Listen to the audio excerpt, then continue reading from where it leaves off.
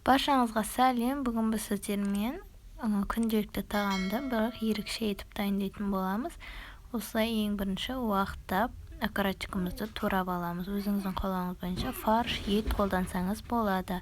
Содан соң ыдысымызға менде морковь және чеснок, тұз салып араластырылған. Соның үстіне етімізді саламыз. Содан соң жуамызды уақыттап турап жуамызды да саламыз. Осылайша біздің начинкаларымыз дайын болады.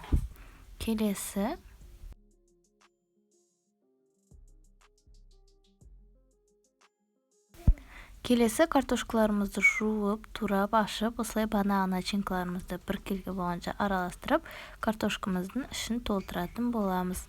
Картошкаларымыздың ішін барлығын толтырып аламыз. Ішінен шыққан картошкаларды лақтырып тастамаймыз, оны да бірге пісіретін боламыз.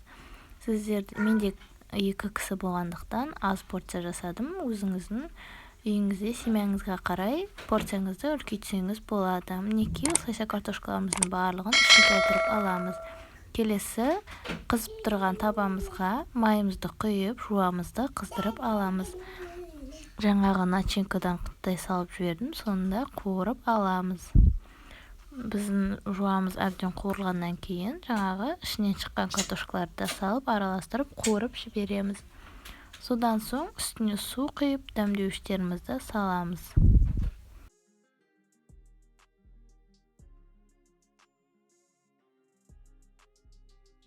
Мінекей үстіне суымызды құйып қайнағанын күтетін боламыз. Өзіңіздің қалауыңыз бойынша дәмдеуіштеріңізді саласыз. Суымыз қайнағаннан кейін жаңағы картошкаларымызды осылай бір келкі болғанша суымызға батырып қойып, дайын болғанша әбден пісіріп аламыз. Мінекей осылайша біздің күнделікті тағамымыз, бірақ ерекше етіп ұсынатын боламыз. Сіз де дайындап көріңіз, өте дәмді болып шығады. Егер де менің видеом сізге ұнаған болса, арнама тіркеліп қоюды ұмытпаңыз. Менің арнамды жоғалтып алмау үшін жазылып қойыңыз. Осындай әртүрлі қолжетімді құрамдармен әдемі рецепттер түсіретін боламын.